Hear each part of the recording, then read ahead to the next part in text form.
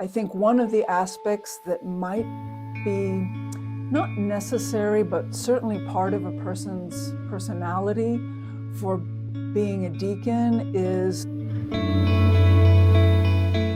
And that's a great example of kind of helping people understand the role of the deacon. My job as a deacon and our jobs as deacons is... Welcome to the Simply Christian Life. This is Bishop Michael Hunn, the Bishop of the Diocese of the Rio Grande, which encompasses all of New Mexico and the far west part of Texas. Today, what is a deacon?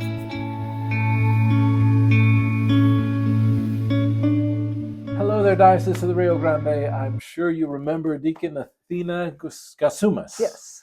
It's a joy to be with you again. Thank you so much. Thank you, Bishop. It's wonderful to be with you and the diocese.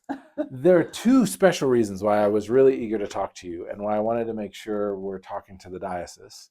One is you have really discerned that the diaconate in a permanent way is where you're called to be. Yes. And I want to talk a little bit about that decision, Okay. but also in a bigger way. There's a lot of confusion, I think, I hear in people. What is a deacon? What's the difference between a deacon and a priest, a layperson and a deacon? And I'd really like for you to share with us your whole life and the way in which your ministry unfolds, because it's a wonderful example of a deacon and what she does and how that work unfolds. And so we'll just get started and then let the... Wow. Well, I think one of the first things I was thinking is I always carry a pen and I always carry a little Athena to-do. I like it. And that's because I'm in community. And so gathering phone numbers, getting a phone call, who am I meeting?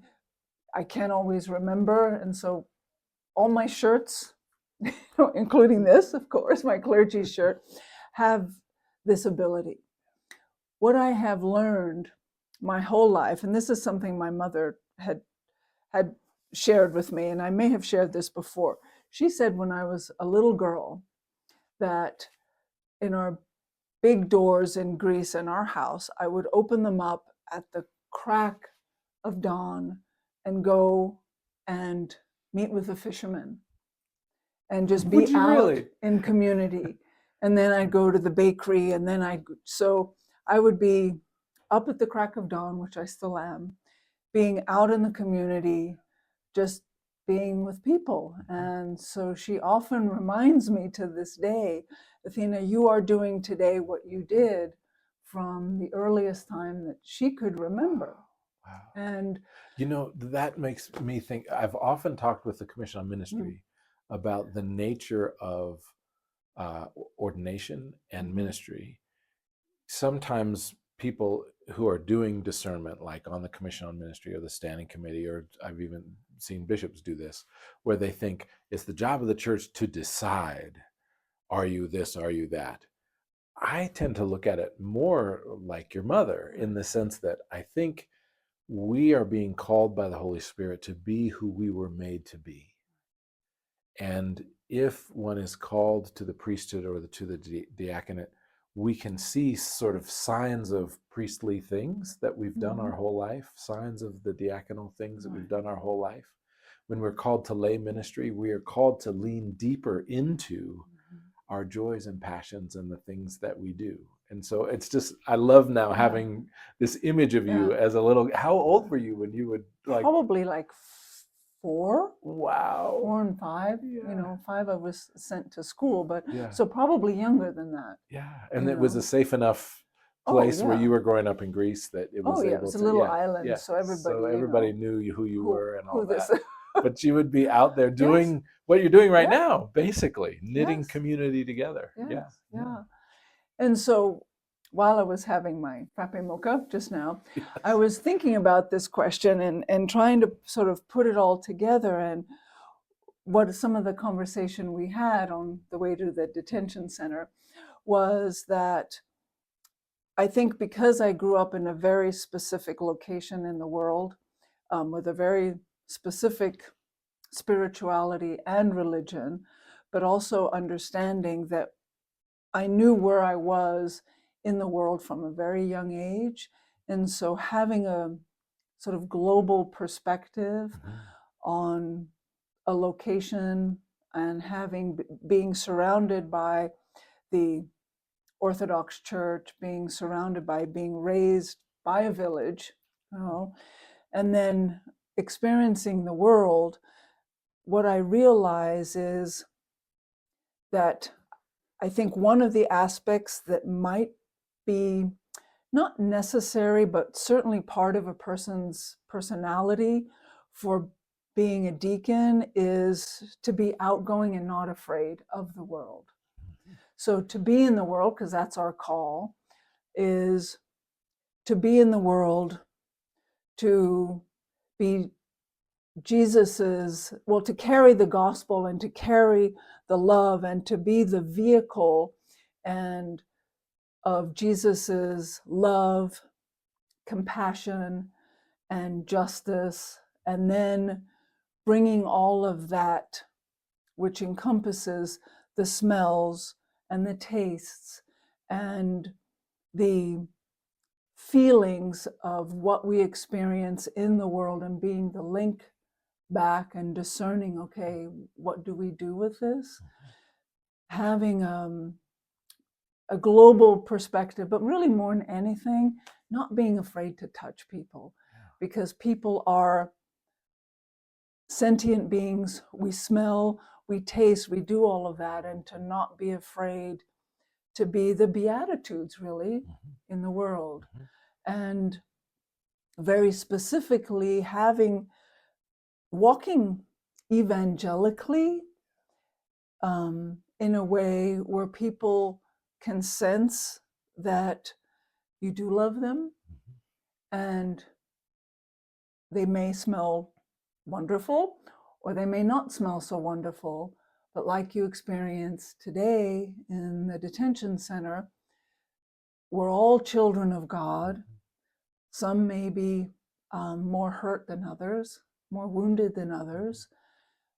But for a deacon, being a baptized member of the Episcopal Church means that it's my interaction in the world and how I communicate that back to our community of faith, and how do we discern what the needs are. But really and truly to not be afraid of a person, because when you sit down, if you had sat down with any one of the people that you met today or saw today, you would love them. Yeah.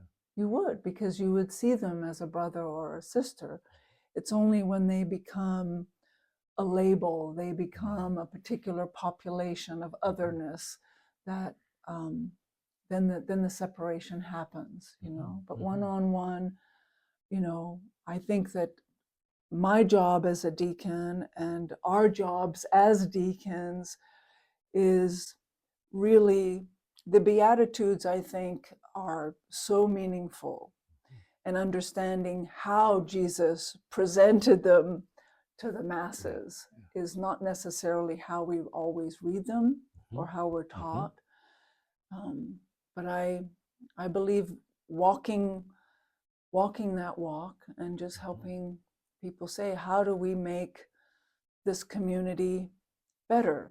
Well, it seems to me that two of the liturgical pieces which a deacon does are right in line with that, which is, as you were talking about the movement of going out into the world, and this is something you've talked to me a lot about I don't want to not be always out among the people. And there's something about the way the deacon takes the gospel into the middle of the assembly, right? Which is the assembly, of course, yes, has the baptized there, but it also has people who may not be baptized, or who brand new, or who visitors. There's the whole, like the deacon is literally carrying the gospel right into the middle of the people. And then, of course, at the end of the liturgy, follow me, let's go. Now it's time to go out into the world.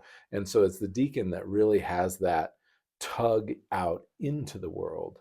And so tell us more about your day job and the work that you do here in Socorro and around this county.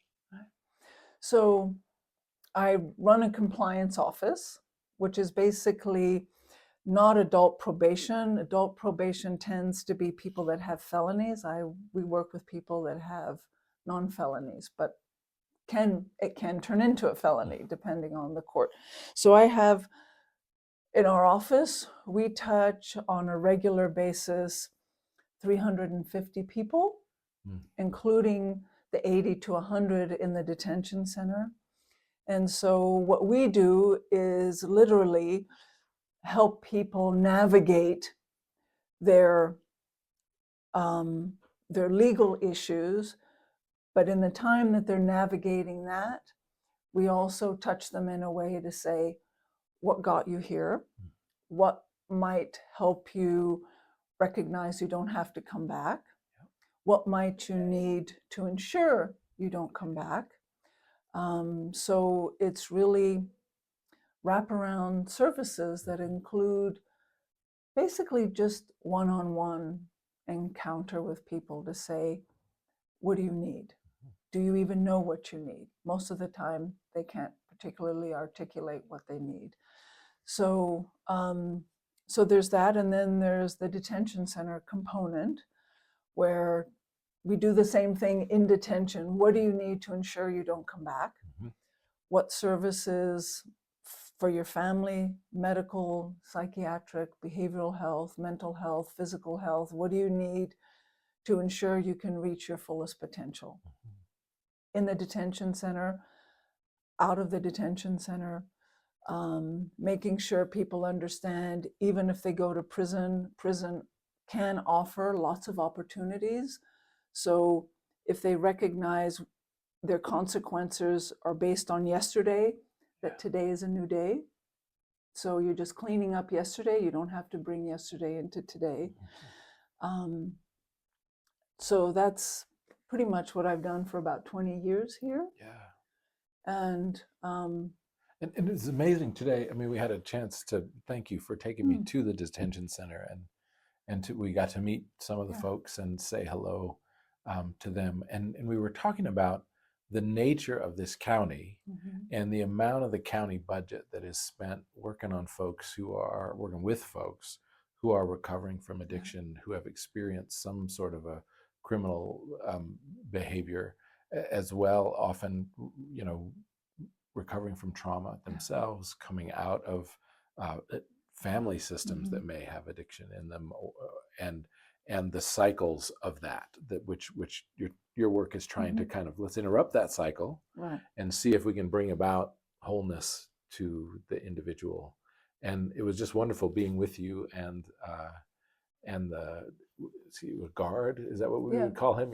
Who was there, who took us through the detention officer, who was wonderful, and got to meet some of the people there, at least briefly.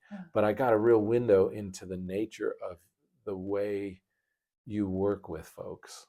So talk a little bit about kind of what that is like at the county level here. We're in Socorro, and so this is Socorro County. And tell us a little bit about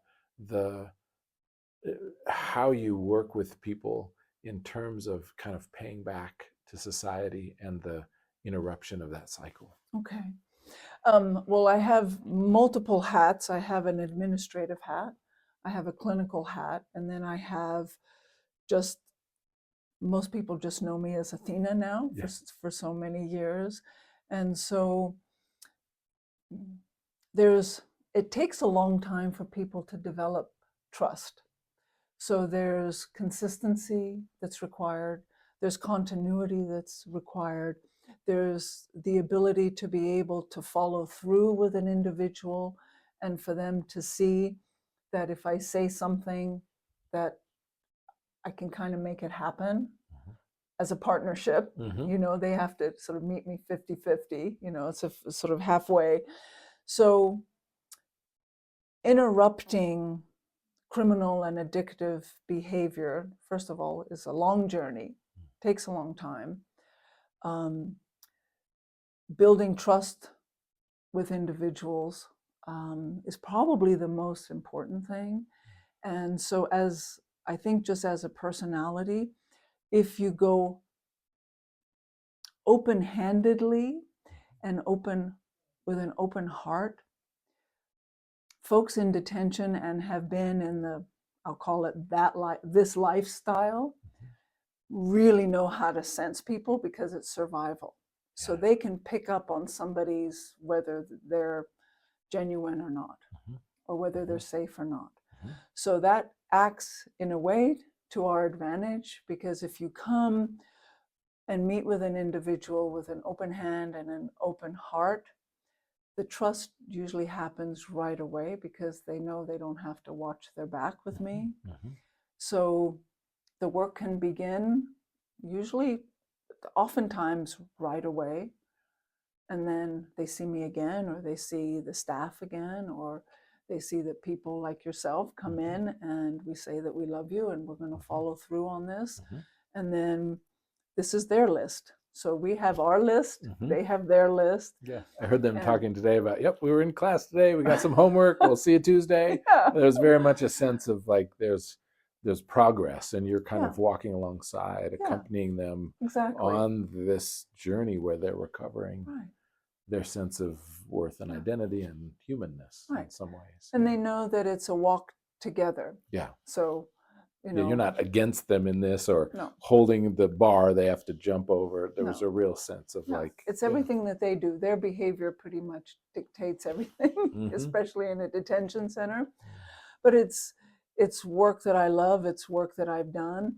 And that work translates into everything in the community, you know, whether it's people at Walmart or, you know, I think part of the financial and emotional and spiritual gain of a church and community is for the community to know what you do.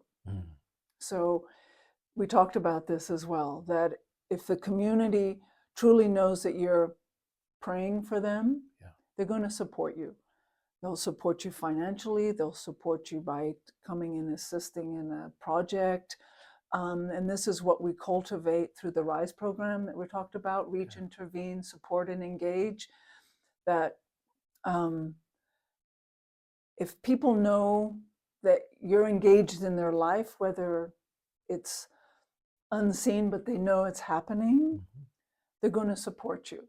At St. Paul's, this works incredibly because the community financially supports the church in a way that I've never quite experienced, because they know what we do, what we do for the community. Talk a little bit about that relationship and how that all works, because it's a great example of the impact an Episcopal church can have beyond the members who are a part of it. The members that we have, the congregational membership that we have, is already sort of very active in the community. So they, in their own way, express the love of who we are in the community.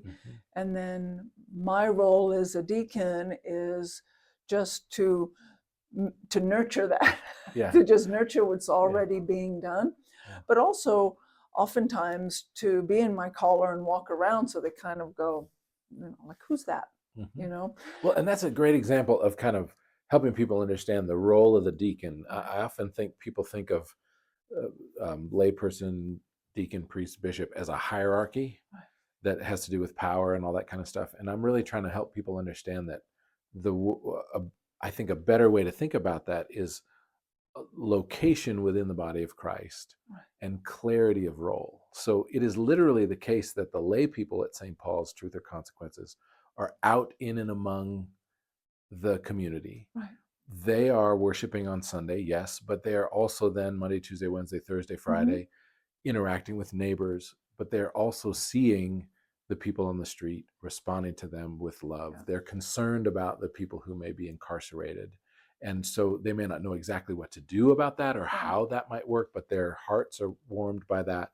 They see their community, which may have friction and tension with respect to local politics or whatever the issues are in the community. You know, if there were to be a problem at the school or anything that's happening in that area, the Episcopalians are out there in the world, being light, being salt, lifting up, bringing their hearts and their resources to help sort of lift up the community.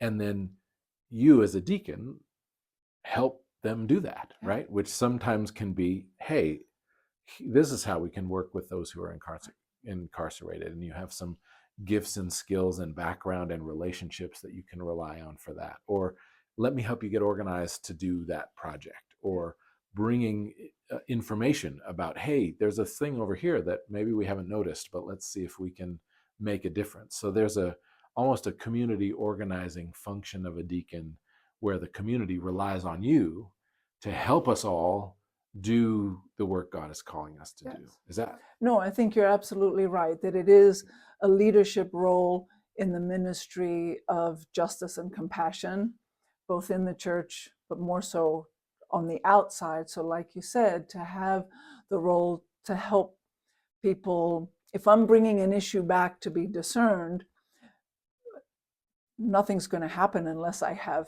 people around me that say, okay, let's discern this together and see how we can fix it. So, or not fix it, but at least, participate in solving an issue, or at least helping out in an issue. And maybe if you hadn't brought that issue in, either the community may not have noticed it, or they may have noticed it, but just been kind of too timid to kind of take it on.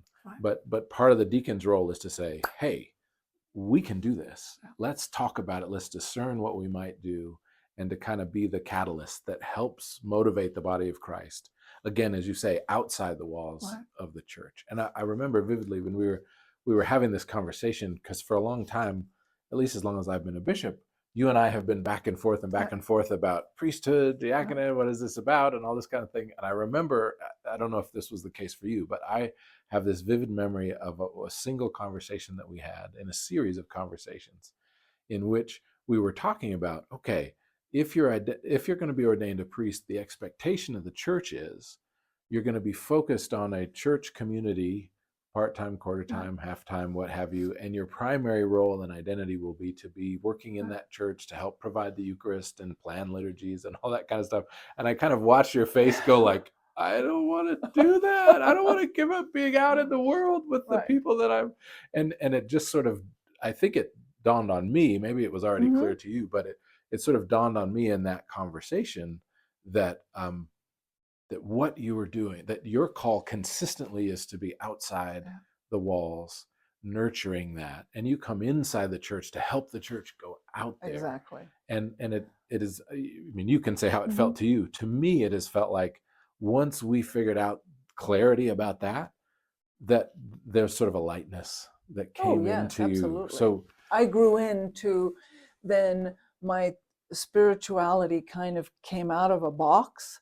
It was like, in a positive way, opening Pandora's box and allowing the Spirit to be fully, how do I now grow into being ordained? Because that's a huge responsibility spiritually, and the accountability I have from my relationship and intimacy with God, and how I pray, and what I ask, not what I ask for, but my relationship with Jesus now has to be, of servanthood, but not in a way, because the word servant just has really negative connotations. But ultimately, my prayer every day is, how do I do thy will today? Show me the best way to do what you ask me to do through the Beatitudes that you have shared. How can I be a leader, a leader and a role model in that?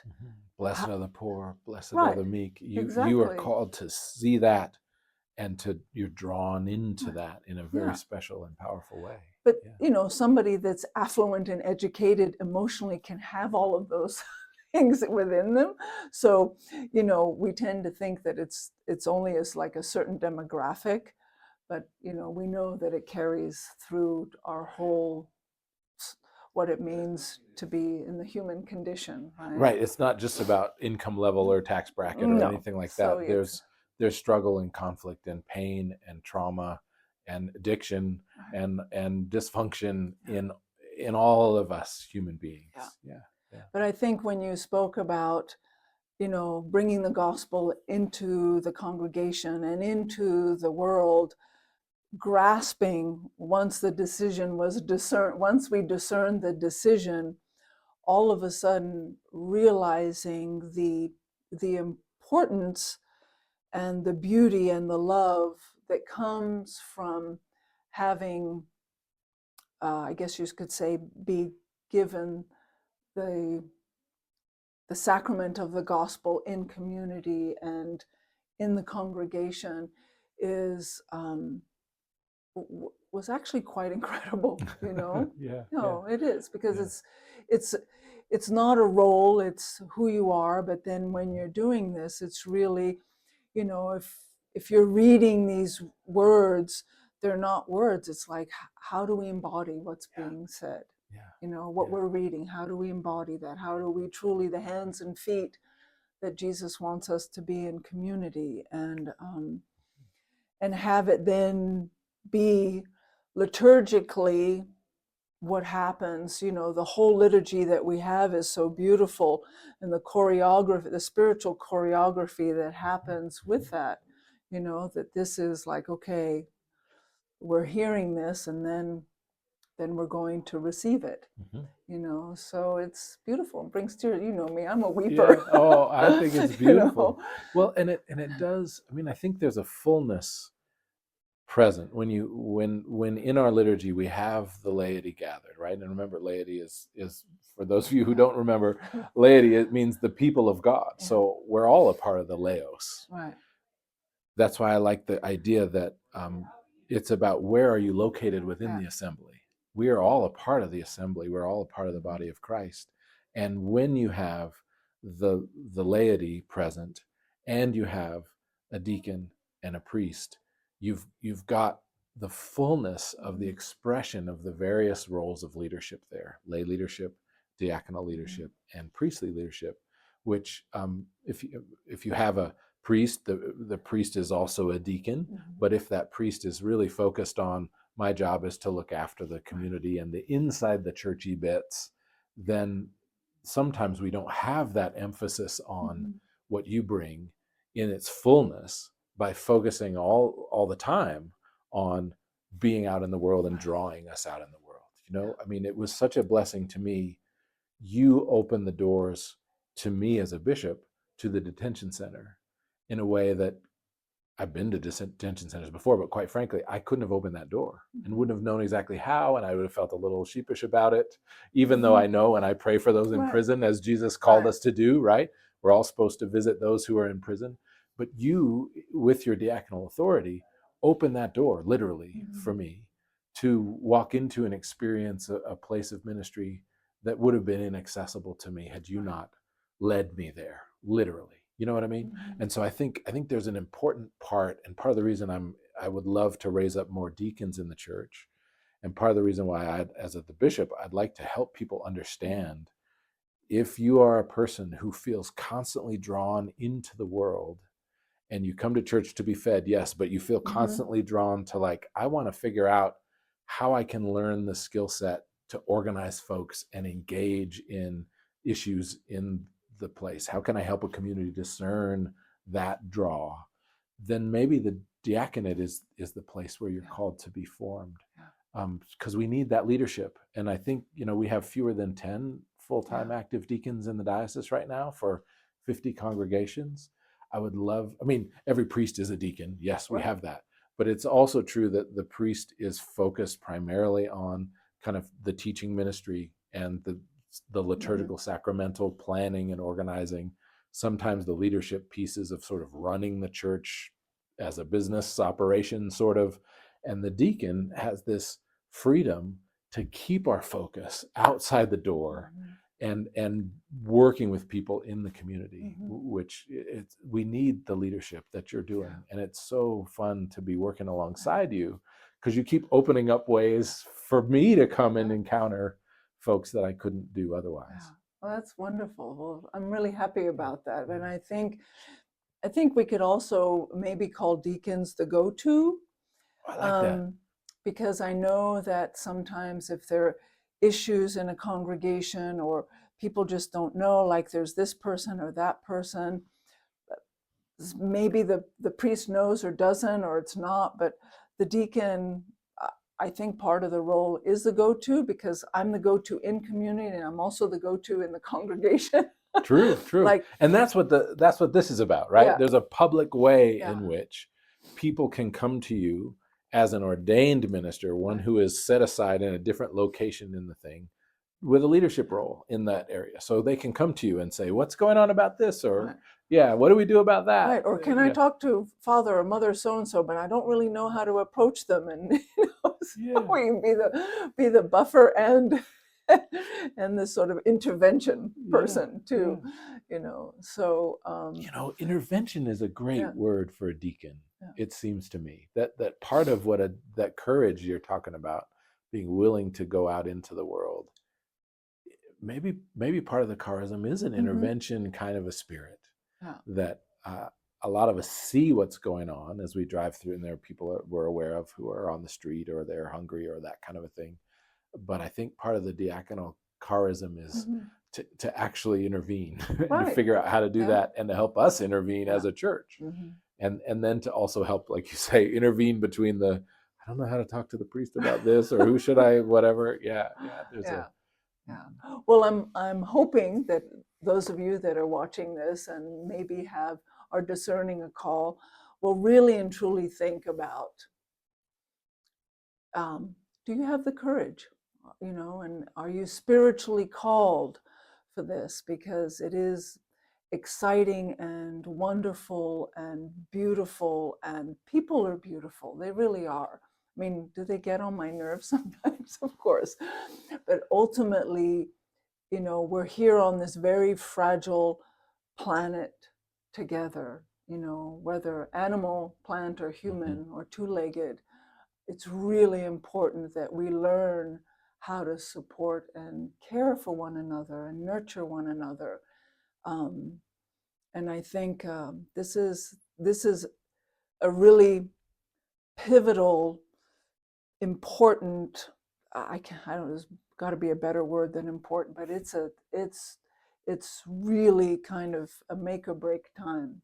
I think of transition. It's an incredible transition at the moment, and I think it's going to take all of us, whatever our roles are, child, sister, mother, daughter, son, whatever it is, to really say, okay, we have to make sure that we nurture. And there again, I think there's a special role for the deacon in keeping our focus there, and opening the door as well. There's a way, just watching you work, in which you come alongside people, and you can establish trust very quickly, and you have a knowledge of the system, how it works, where the resources are. You're aware. You write grants because the funding is needed, so you have that skill set. Right. You have the one-on-one personal intervention skill set. You have the courage to approach someone on the street and not just kind of give them a couple of bucks, but to actually see them, engage with them, and also help them connect with resources that they may not be aware of. Right. So there's this whole package that is about engaging the world at its point of need. And like you say, not just people on the street, but I've seen you do that in congregational life too, where people can quickly kind of connect with you, and you can bring them into awareness of what's available and what's possible. Yes.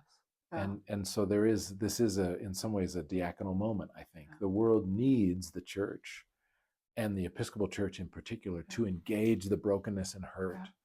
Yeah. That the conflict, the fractions, the brokenness of our politics, where people are mad at each other and we don't know how to talk to each other, the pain of the people who are hurting, the lots of addiction that's going on. There's a need for us to intervene, to get involved. Yes. And I think our institutional leadership recently has been incredibly courageous, nationally. And I think the Episcopal Church is is really at a time where we could absolutely just totally blossom and have people say, you know what, we do need this, you know. Yeah. And I think you express what it, you know, you help express what it means to be a deacon probably better than I did at this interview. I but don't thank think you. so. You know, thank you for Yeah. putting Yeah. it all together. But I'm so proud and inspired to be part of the Episcopal Church and to be, you know, ordained, to be blessed enough to be ordained into this institution and be part of it, you know, locally, nationally, and globally. I think it's a very exciting time, and I know there are struggles, but you know, my belief is that there's also going to be an incredible amount of good coming out of this. You know, we will begin to make a greater mark. Yeah. Because our faith is deep. Yeah. And we do know the hope that is in Christ. And for us to be able to bring that hope into the world that deeply needs it is a blessing and an opportunity. Yeah. So thank you for your leadership in that. Thanks for who you are and for what you do. It's a blessing to work alongside you. Thank you. And it's absolutely a reciprocal, you know, love, and thank you for being our bishop and guiding us, you know. So appreciate that.